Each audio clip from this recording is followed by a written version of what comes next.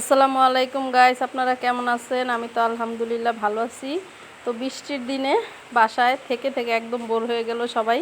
কি বলবো, কাজে কামে তো যেতে পারছে না। তো আপনাদের ভাই আজকে কাজে যায়নি, বাসায় একটু উপরে উঠছিলাম ছাদে।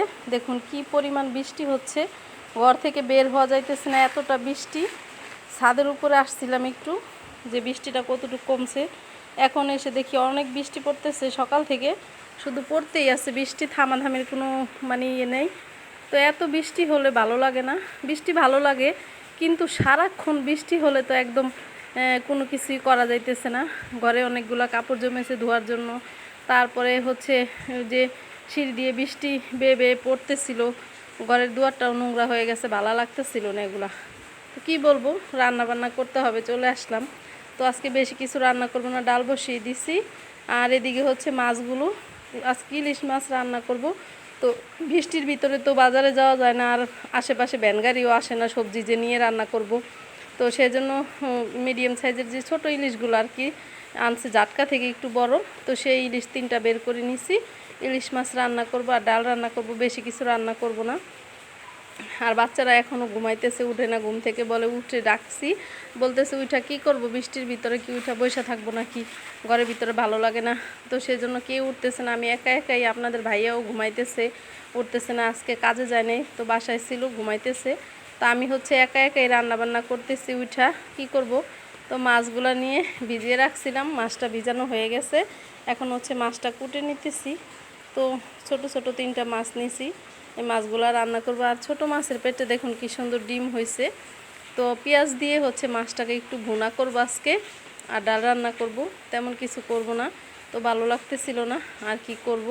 তো একটু পরপর হচ্ছে বৃষ্টি দেখার জন্য দোতলার উপরে সিঁড়ির উপরে আসছিলাম, রান্নাটা বসিয়ে দিয়ে উপরে আসি, এসে এসে দাঁড়িয়ে থাকি। বৃষ্টি দেখতে আমার অনেক ভালো লাগে, কিন্তু কাদা কাদা চারদিকে, সেজন্য একটু মন খারাপ লাগে।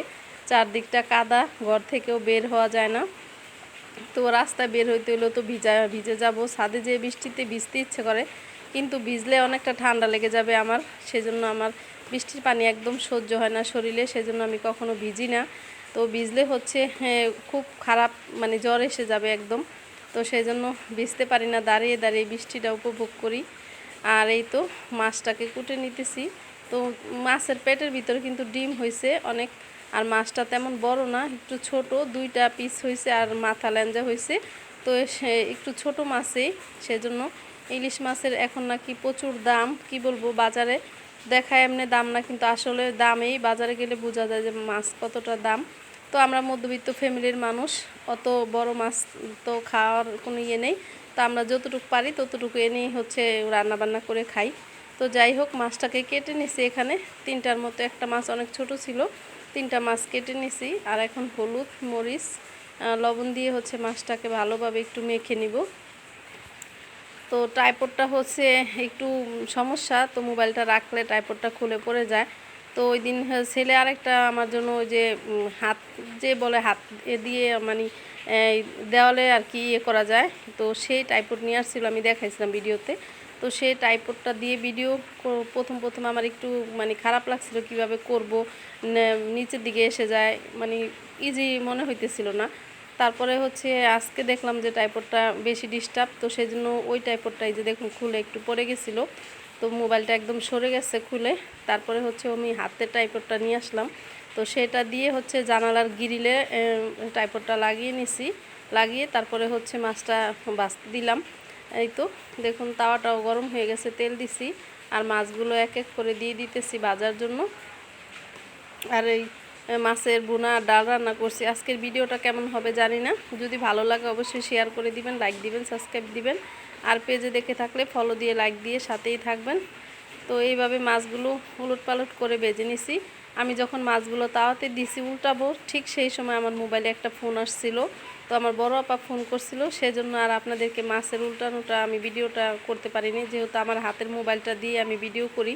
তো সেজন্য সেই মোবাইলটাতেই ফোন আসছিল, তো সেজন্য মাছটা উল্টানো আর দেখাতে পারিনি। তো সেই জন্য পরে ভিডিওটা আমি চলে আসছিলাম। তো এই তো এখন পরবর্তীতে যে কটা মাছ ছিল 4 পিস, তো সেগুলো দিয়ে নিছি। তো সেগুলোকে আমি একটু ভেজে নিব। ভাজা হয়ে গেছে, এখন মাছের যে ভাজার তেলটা, সেই তেলটা দিয়ে দিছি। আরও খানিকটা তেল দিয়ে দিলাম মাছের সাথে পেঁয়াজগুলো ভাজার জন্য। তো মাছের তেল দিয়ে কিন্তু মাছটা রান্না করলে ইলিশ মাছের তেল বলে কথা, অনেক মজা, অনেক টেস্টি। আর আপনারা যদি ইলিশ মাছের তেল দিয়ে গরম গরম ভাতের সাথে ইলিশ মাছ ভাজা খান একটা শুকনো মরিচ সাথে নিলে, তাহলে তো কোনো কথাই নেই। তবে আজকে হচ্ছে আমি ইলিশ মাছটা ভুনা করব। তো ওইভাবে ভেজে হয়েছে, খাওয়া হয়েছে, তো আজকে হচ্ছে ভুনা করে খাবো। ভুনা করলে হচ্ছে একটু অন্যরকম স্বাদ, আর ভাজার অন্যরকম স্বাদ। তো সেই জন্য অনেকগুলো পেঁয়াজ নিয়েছি মাছটা ভুনা করার জন্য, 2 বেলার জন্য মাছটা নিয়ে নিয়েছি ভুনা করব। তো পেঁয়াজটা ভাজা হয়ে গেছে, এখানে আমি মশলা দিয়ে দিব। তো ইলিশ মাছে হচ্ছে আমি আদা রসুন কখনো খাই না, আদা রসুন দেই না। তো সেই জন্য যে হলুদের গুঁড়া দিয়ে দিলাম 1/2 চামচের মতো। হলুদের গুঁড়ার রঙটা অনেক কড়া, তো সেজন্য অল্প পরিমাণে হলুদের গুঁড়া দিয়ে রান্না করি। আর এই তো মরিচের গুঁড়া দিয়ে দিলাম, আর একটু ধনিয়ার গুঁড়া দিয়ে দিলাম, লবণ দিলাম।